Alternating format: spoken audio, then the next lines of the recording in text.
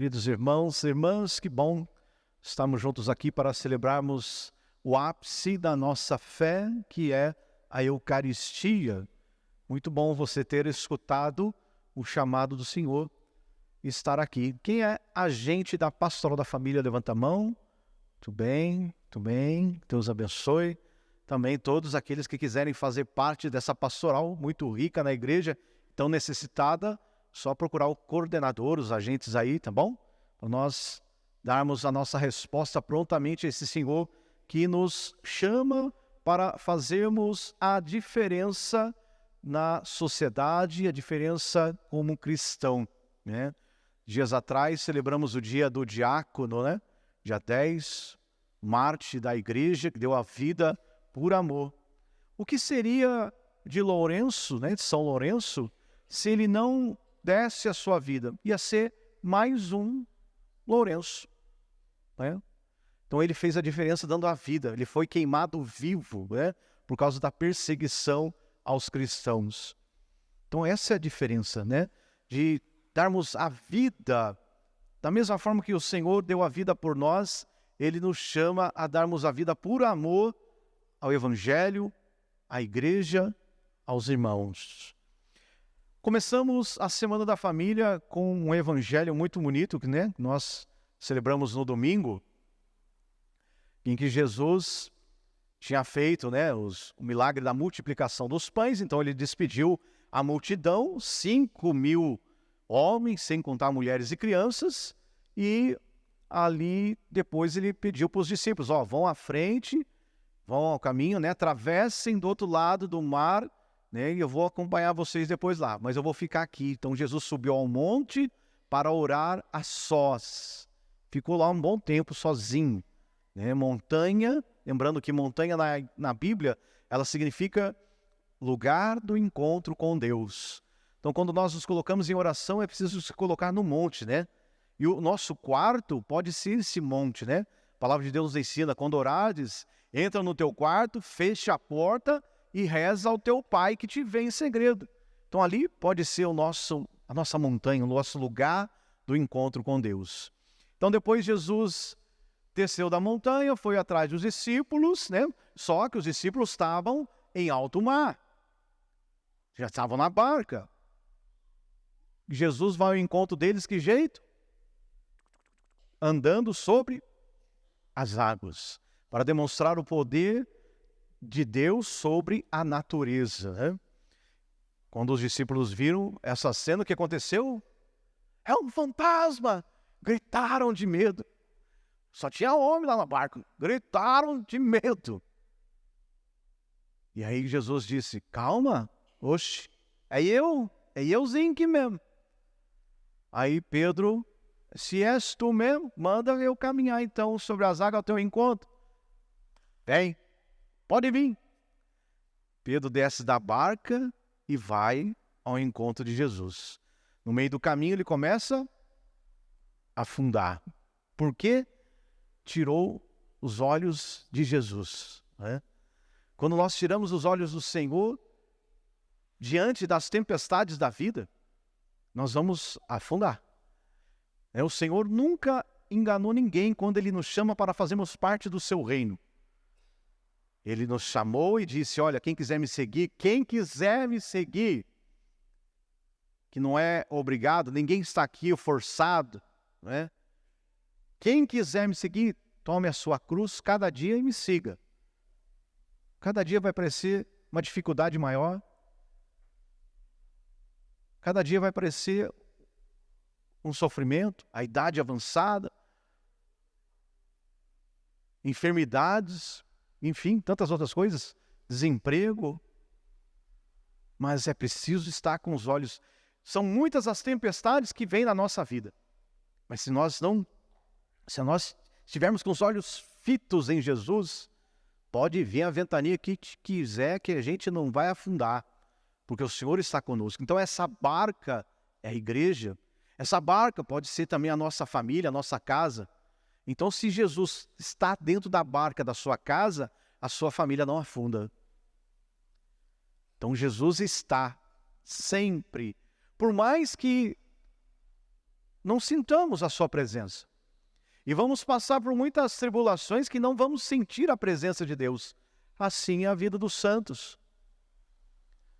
Os santos viveram uma vida muitas vezes num deserto espiritual, sem sentir a presença de Deus.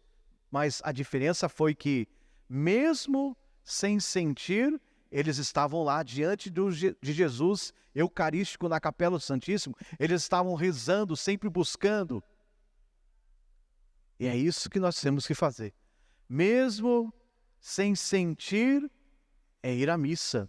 Mesmo sem sentir a presença do Senhor, é ir na capela a rezar. É ter a vida de oração.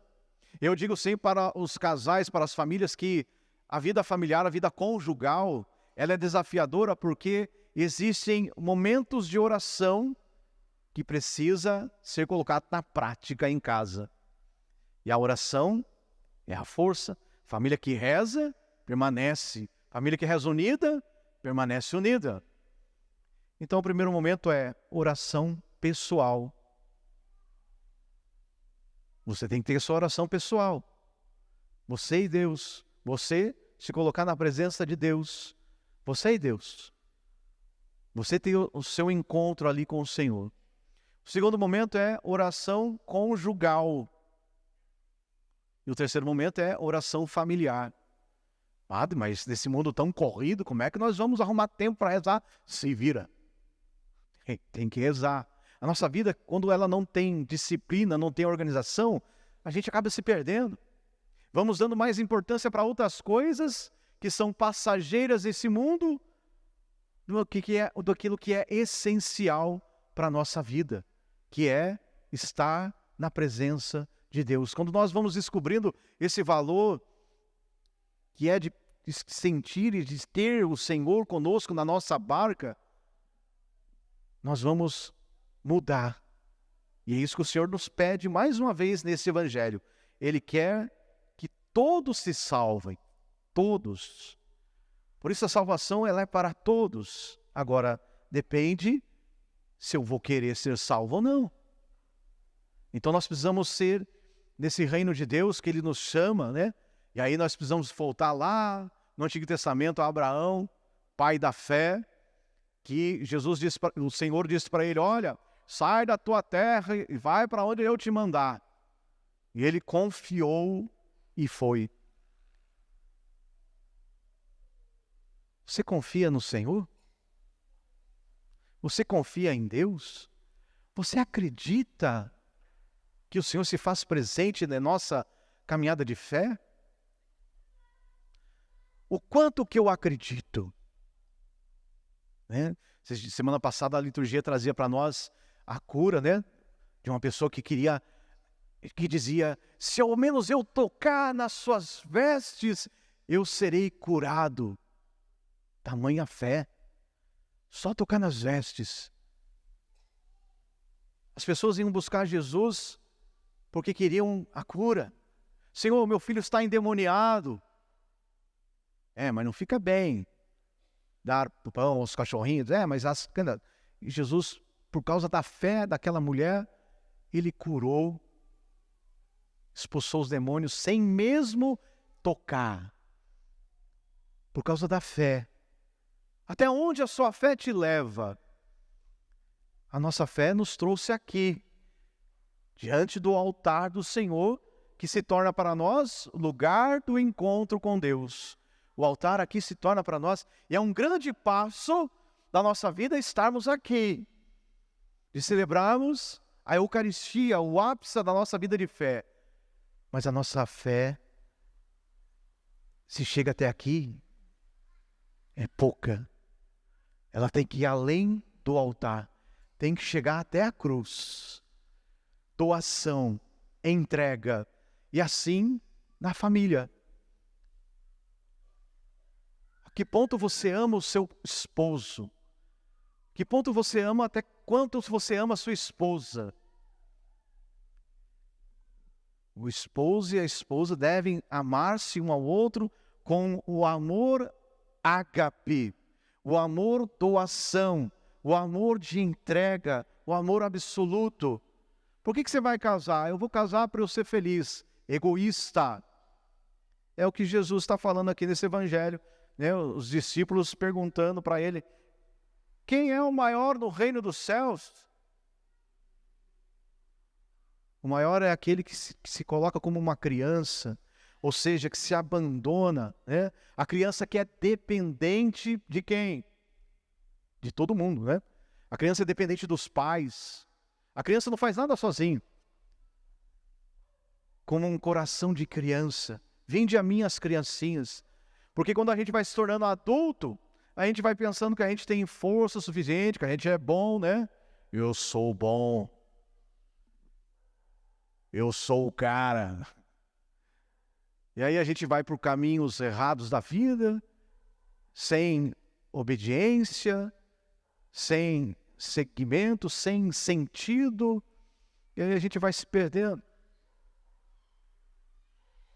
Então o Senhor quer hoje nos resgatar para que possamos ter uma vida familiar, uma vida conjugal, cheia da graça e da presença do Senhor, nesse reino a qual Ele nos convida e nos chama para todos juntos participarmos. Então a nossa fé precisa ser doação, para fazermos a diferença em nossa casa.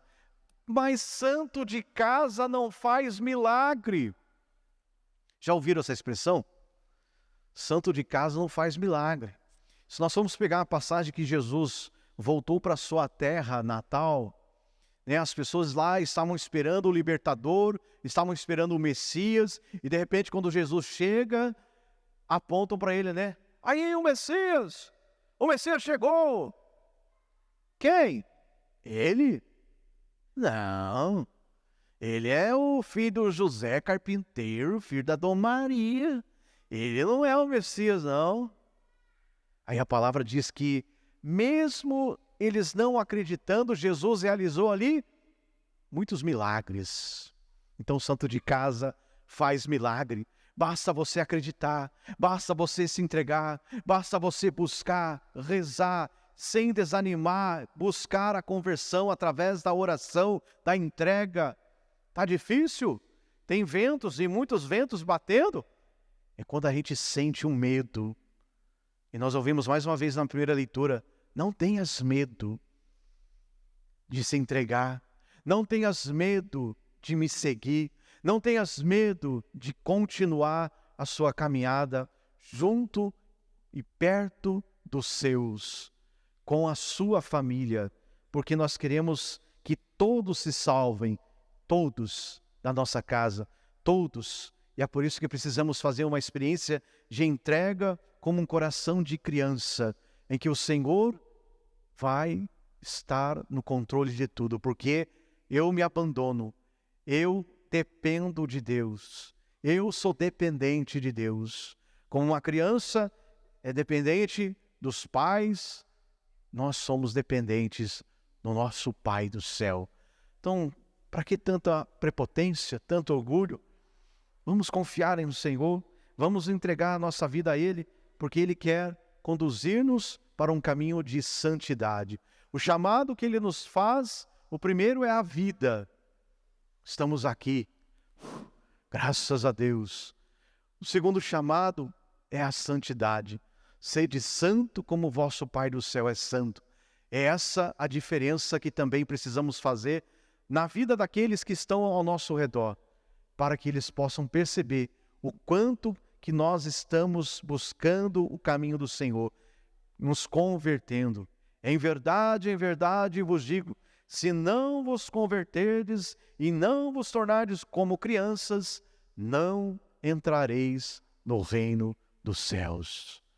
É preciso se tornar como criança, uma espiritualidade de pequeno, uma espiritualidade de uma criança, com um coração confiante naquilo que Deus quer fazer em nossa vida.